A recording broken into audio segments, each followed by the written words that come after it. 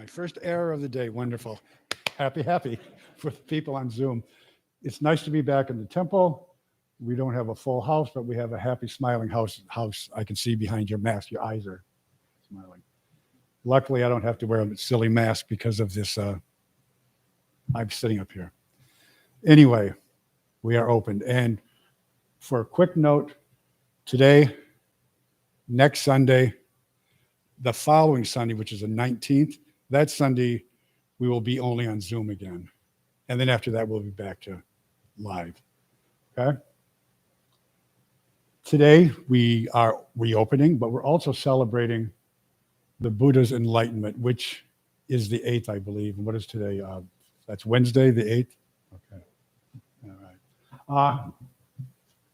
I brought a little statue from home. This is from my personal shrine at home. That big fat guy over there, the red guy, this is him. He's dancing. I call him Joyful Freedom. And the reason he is incredibly important to me, it's just a piece of wood, but it's the idea, the legend, what he personifies. He's happy. He's joyful. His life has been freed from being guided by the three poisons: greed, anger, delusion. He is no longer filtering his experiences through his experience. He is no longer filtering what he perceives in the world through his history, through his opinions, through his likes, through his dislikes.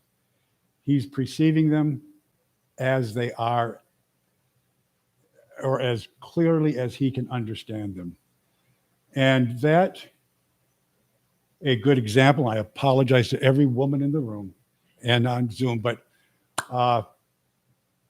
somebody drove through that wall where Kate is sitting a couple years ago, and the person who drove through it was a woman. And of course, all those remarks, women drivers. And that is a kind of nonsense that he's free of, you know. Yeah. He's not seeing somebody who is tall, short, black, white, round, thin, male, female, straight, gay, and making a judgment. He's experiencing them as they are. And that is the freedom that the practice, and remember that word, practice, brings to us. The practice of the Dharma. Now I've yacked for a minute. Let's do our opening. We'll start by reciting the three refuges.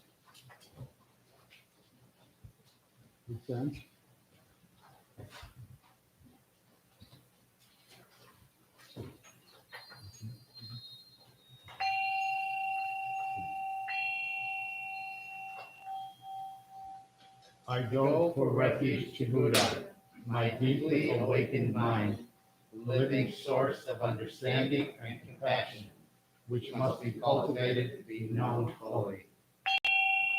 I go for refuge to Dharma, the path of mindful living, leading to healing, joy, and enlightenment, the way of peace, which must be cultivated to be known fully. I go for refuge to the Sangha, the loving and supportive community of practice, realizing harmony, awareness, and liberation, which must be cultivated to be known fully. I am aware that the three jewels are within my heart. I vow to realize them. I vow to understand living beings and their suffering. I vow to cultivate loving kindness and compassion and to practice joy and equanimity.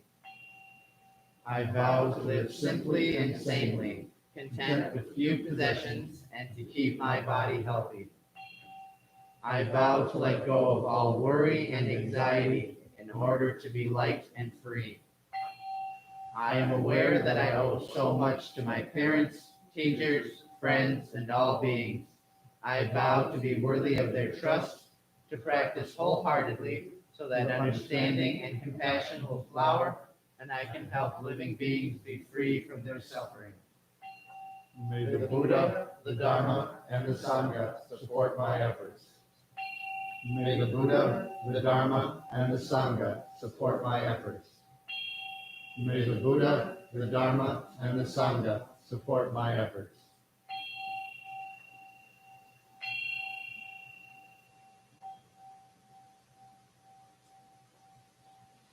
We will now chant the Heart Sutra, which is just flip it over. And I apologize to some of our new people for not giving you the page. I wasn't thinking. With the Heart Sutra, we sing the title at the beginning and at the end. And there is one word here I'd like to explain. That's Prajnaparamita. Prajnaparamita, if you translate that from Sanskrit into English, it is the perfection of wisdom. It's not a being, it's not a being, I guess. But we put our faith in wisdom, the perfection of wisdom. And sing as loudly as you can because you don't want to hear me.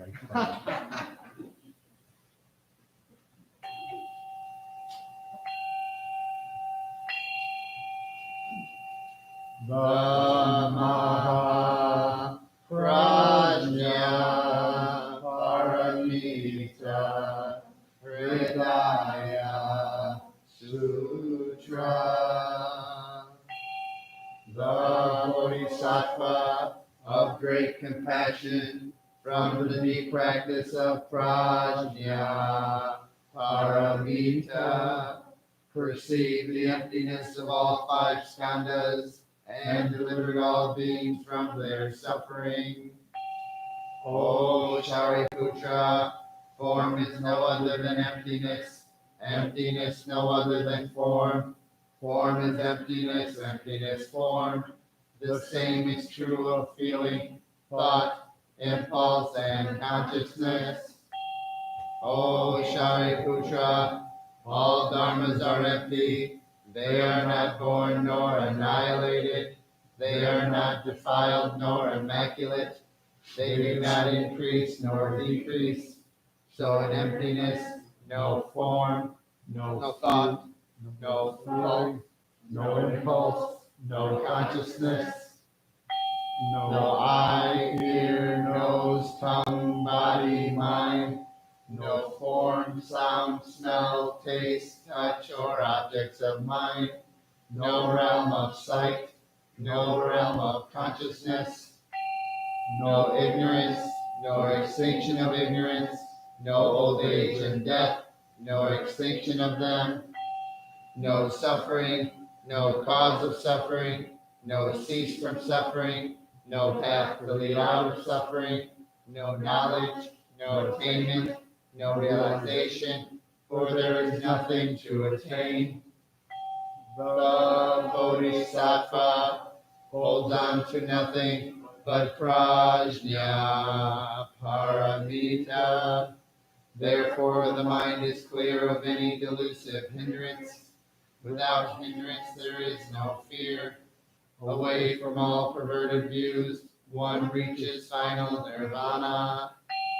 All Buddhas of past, present, and future, through faith in Prajna Paramita, attain to the highest perfect enlightenment.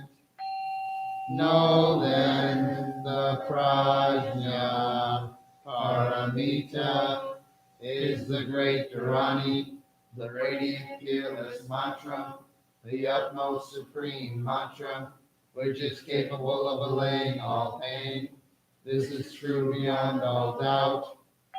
Proclaim now the highest wisdom, the Prajna Paramita. Gate, gate, hara gate, hara samgate, bodhisattva. Gate, gate, hara gate, hara samgate, bodhisattva. Gate, gate, hara gate, hara samgate, bodhisattva. The Prajna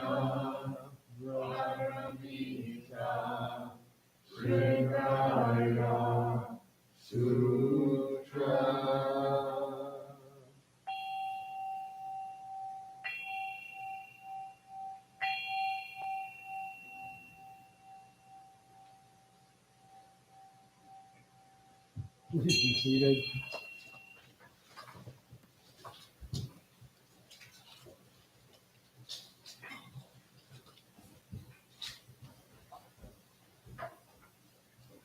Turn over to page 9. That's where our closing things are, in case I forget again. Well, good morning again. And as I say, we're celebrating. The little celebration is we are back in the temple. The major celebration is the day the Buddha stood and said, I know, I understand. I'm going to tell you a story. Some of you may know this story. But on a time, the Buddha was walking down. I got to make sure I found my mask. There was a day when the Buddha was walking down a country lane. There were large trees shading the lane. It was a real hot day. And he was going to meet his students and relax in the heat of the day under an ancient tree. As he's walking down this path, there's another man coming towards him. Now, this man walking towards the Buddha had no idea who he was. He had never heard of the Buddha. He didn't know anything about the teaching.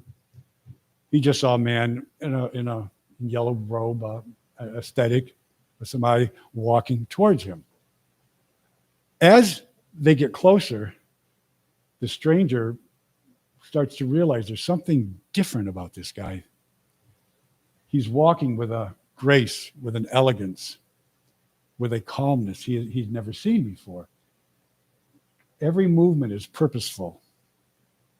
And there's just something about him. As they get closer, the man stops. He puts his hands together and he bows.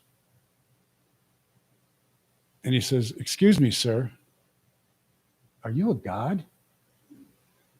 And the Buddha says, "No, friend, I'm not a god." "Are you an angel?" "No, friend, I'm not an angel." "Are you a saint?" "No, my friend, I'm not a saint." "Are you a spirit?" "No, I'm not a spirit." Now the man gets a little nervous and takes a couple steps back. He goes, Are you a ghost?" "No, my friend, I'm not a ghost." "Well, if you're not a god, if you're not an angel, if you're not a saint, if you're not a spirit, if you're not a ghost, what are you?" The Buddha said, "Friend, I am awake." Now, I want to stop right here, and all of us just sit still for a moment and just think of that answer.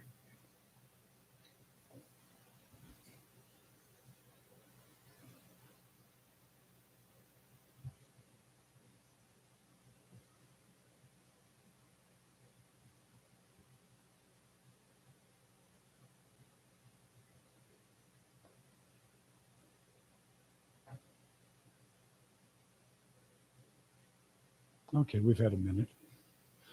Does anybody here or online on Zoom want to comment on that answer? Why that answer is so timely, so important? Any thoughts? The world of Zoom, do you have anything? Okay. I don't like doing this because my teacher, I used to ask him a question and he'd say, "Well, what do you think?" You know, one of those lovely things. And the reason he did that is because he didn't want his thought put here. He wanted the answer to be mine. So I would like you to take this home with you and just live with it for a couple of days. Discuss it among yourselves. But I will give you an answer, not because I don't think there is the answer. But my answer would be that there. The Buddha had reached that joyful place.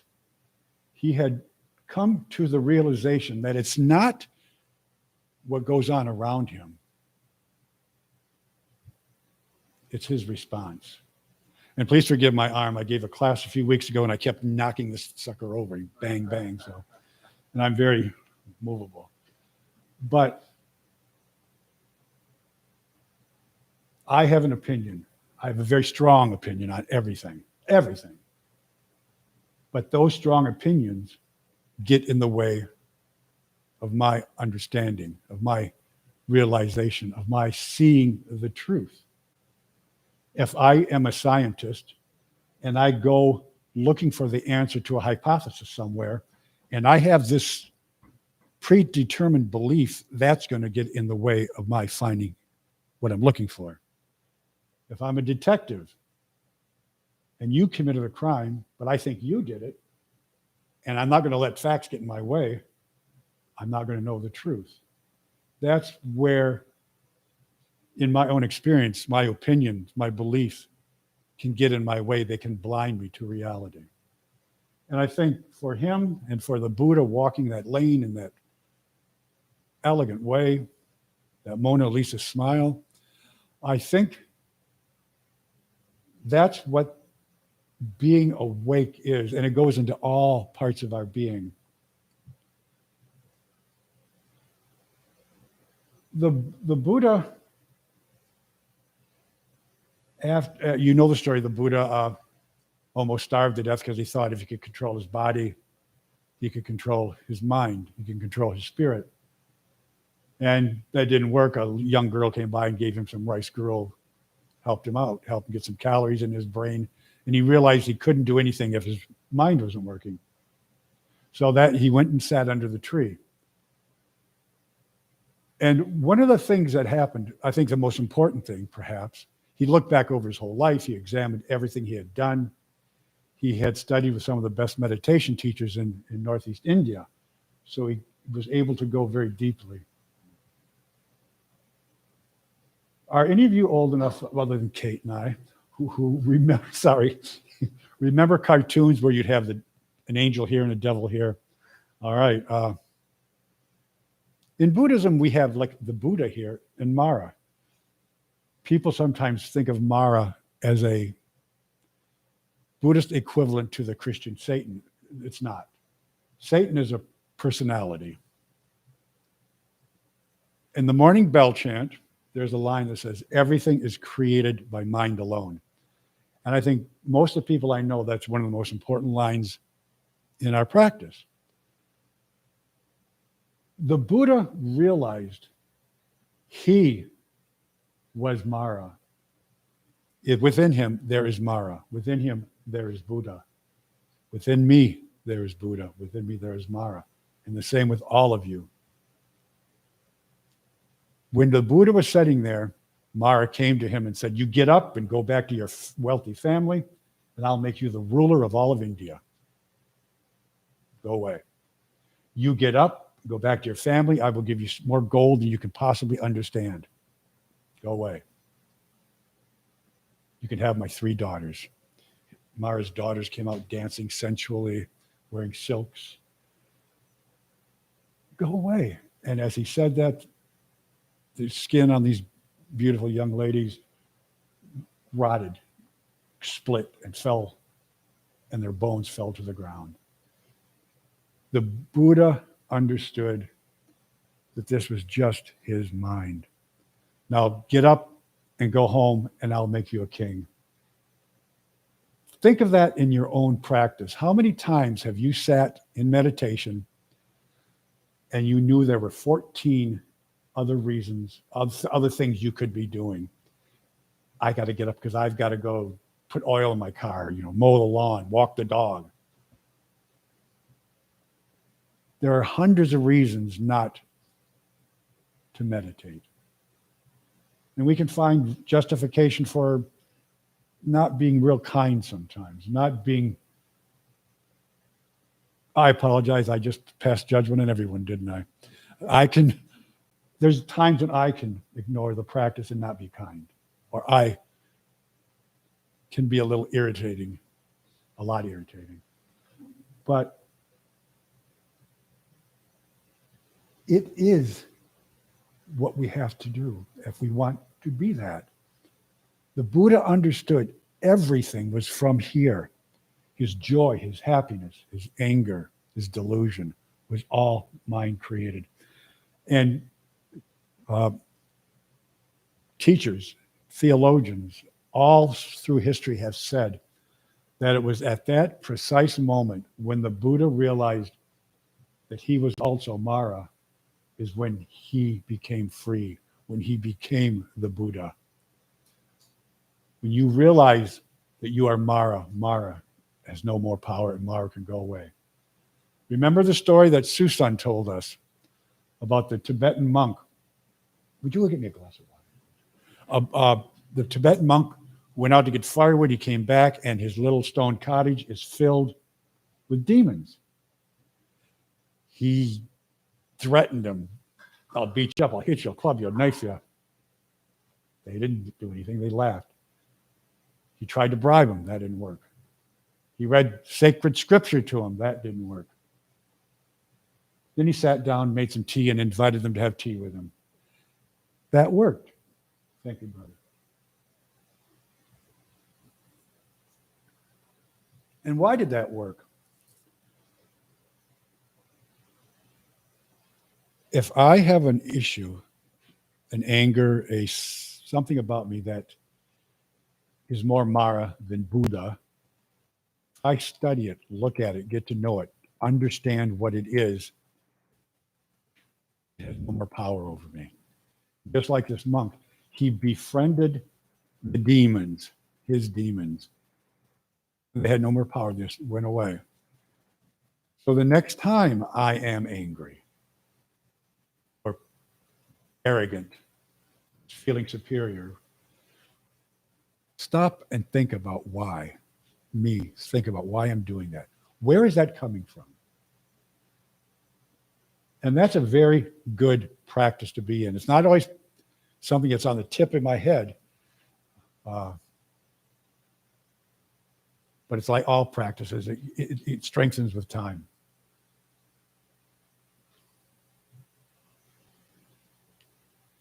In the Dhammapada,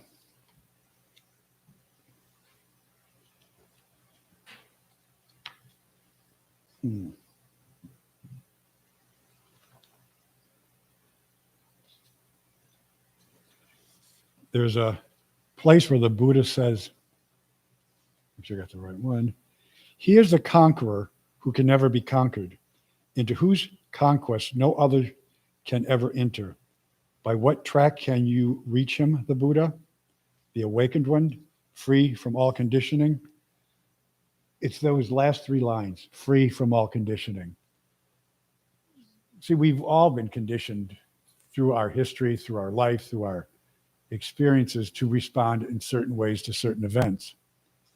If we can let each event be a fresh event and not let something that guided us in the past guide us again, that may be a good choice. Now, if in the past you were chased by a lion and you ran and you survived, you should keep on doing that. But I'm being silly here. Those Mara moments, how's that? To understand where they're coming from and not let your past experiences guide you into more Mara moments. One of my favorite quotes from this, and it is another example, I think, of what brings a person closer to Buddhahood, what helps a person become Buddha, because we are all latent Buddhas, is verse 183, and I know this is beloved by most of the people I see here, and it is a perfect representation of what the practice is. Avoid all evil, cultivate the good, purify your mind. This sums up the teaching of the Buddha. And I'm going to read a couple of these that, to me, help me understand how I can move closer towards the Buddha side than the Mara side. Cultivate the patience that endures and attain Nirvana, the highest goal of life. Do not oppress others nor cause them pain. This is not the way of the spiritual aspirant. Do not find fault with others. Do not injure others, but live in accordance with the Dharma. Be moderate in eating and sleeping and meditate on the highest. This sums up the teachings of the Buddha.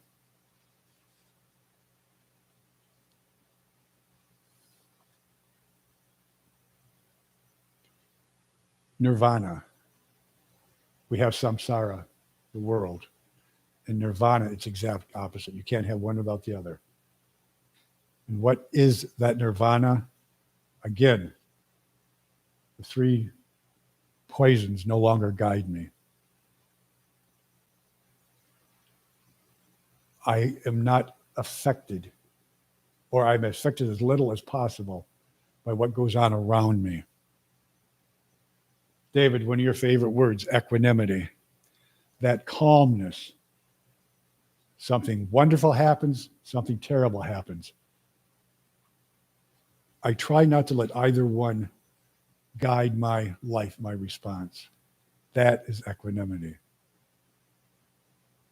I'm trying to use words to give some little taste, little aroma, little sound of what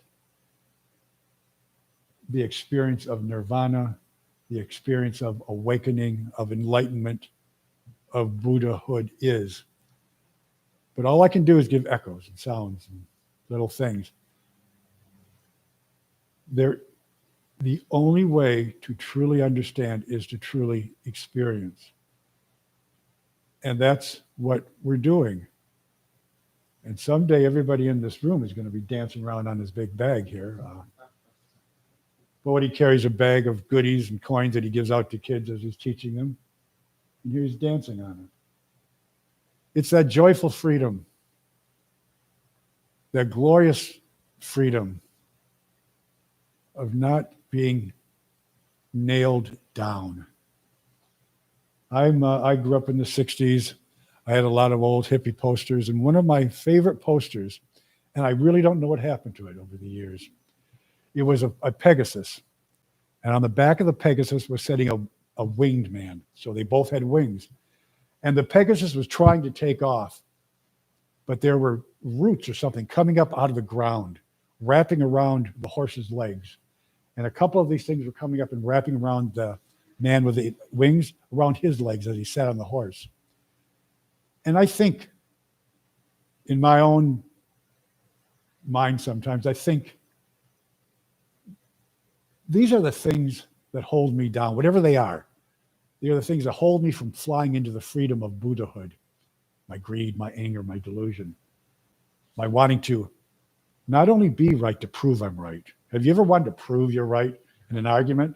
If you're married, you understand. I apologize. Anybody here that's married, you may not even be like that, but with your best friend, with your brother, I'm right, and you're going to understand why I'm right. That's one of those roots holding me down, you know?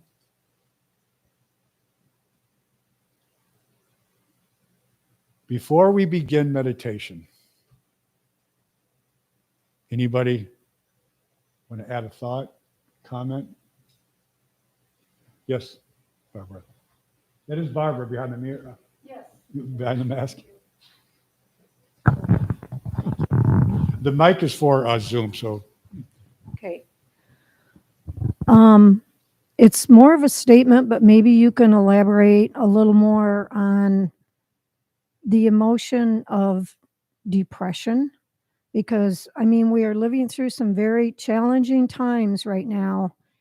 And while I don't feel a lot of anger in my life, I don't feel a lot of things that can bring me suffering, but I think the depression is a very real thing. And I don't know, I mean, can you just speak on that a bit? Thank you.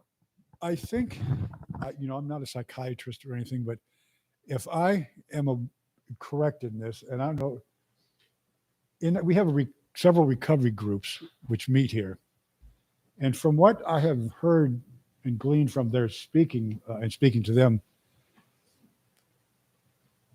anger is fear turned outward and depression is fear turned inward. Does that sound right?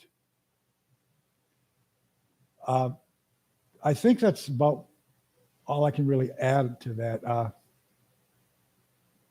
Depression, fear of the unknown, fear of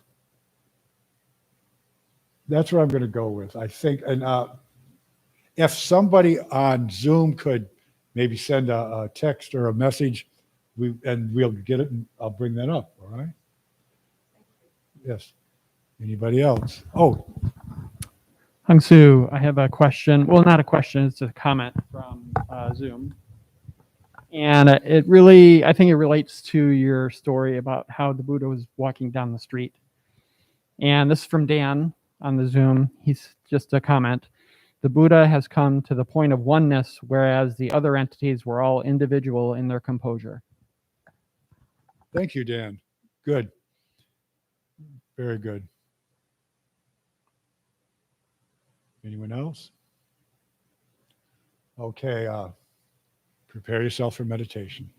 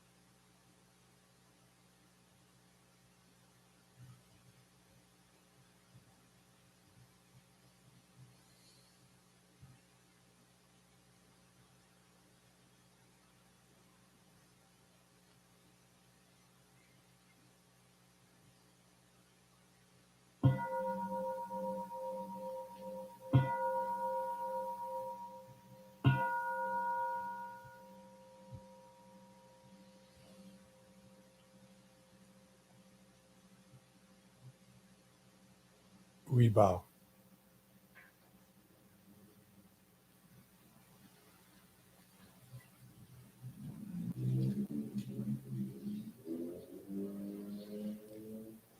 Announcements. We have a Dharma discussion group that meets Thursday morning, and we meet down the community room. We meet at 9:30, and we have meditation for however long, 10, 15, 20 minutes, whatever our conversation doesn't spill over into. And then at 10 o'clock, we have a Dharma discussion. And to get our discussion going, we read a chapter from a specific book. And we are sometimes very faithful to that chapter, and sometimes that chapter sends us off on very helpful tangents. Well, we just finished a book, and we're going to start a new one called Fragrant Palm Leaves. It is some journals from Thich Nhat Hanh from 1962 to 1966. It's in Vietnam before he went to the Paris Peace Conference. Now, if any of you are appreciative of the teaching style, the beauty of the words of Thich Nhat Hanh, this is just a good book to have in your library anyway. But we will begin it this Thursday. If you would like to be on that discussion group's email list so you get updates on new books, you can go to our website, find my name, Hung Soo, send me an email with your email, or grab me before I leave and give it to me then. All right? Are you still offering on Zoom? I want to talk to you about that. Last week we had a problem. I need you. Thank you. I need him. Somebody else had. There you go.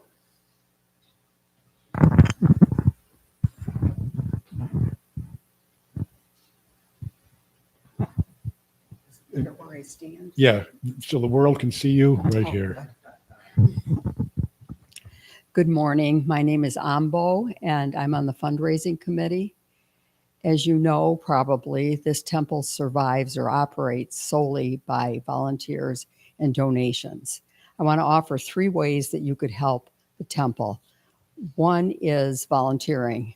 Currently, we need volunteers on our tech team. They're the ones that are making this Zoom all possible, the fundraising committee, and our temple board. If you are interested in that, you go to this last newsletter, and there are links to people you can contact about that. Secondly, we have a little shop downstairs that sells Buddhist themed items. Some of those are made by Sangha members, Ellen, Susan, and some meditation benches made by Drew Nelson. If you purchase anything, the proceeds from the shop go to the temple. The third way is Amazon. If you shop at Amazon and go through or sign up for, I don't know if I'm saying this right, for Amazon Smile, a certain percentage goes to the temple at no additional cost to you. You can go to the website, zengr.org, and get more information on doing the Amazon Smile, as well as other ways to donate to the temple.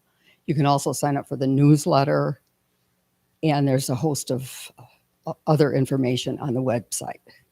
That's it. Thank you. Also, if anybody wants to do the tech team, if you can grab Kent before he slips out the door, he might be able to help hook you up. Kent's in the little room over there. Anybody else? All right. We will stand and do our closing gathas, which I believe are on page 9. Or on the chat on Zoom. Before we begin, have I forgotten anything? We're good?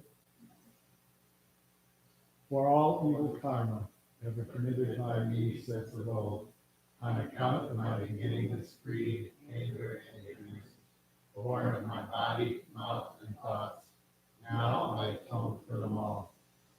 Vast is the robe of compassion, a formless field of meditation. I wear the Buddhist teachings for the benefit of all sentient beings. All beings, one body, I vow to liberate. Endless blind passion, I vow to uproot. Down gates without number, I vow to penetrate. The great way of Buddha, I vow to attain. Have a lovely day. And I have to put this back on now. I just wanted to say if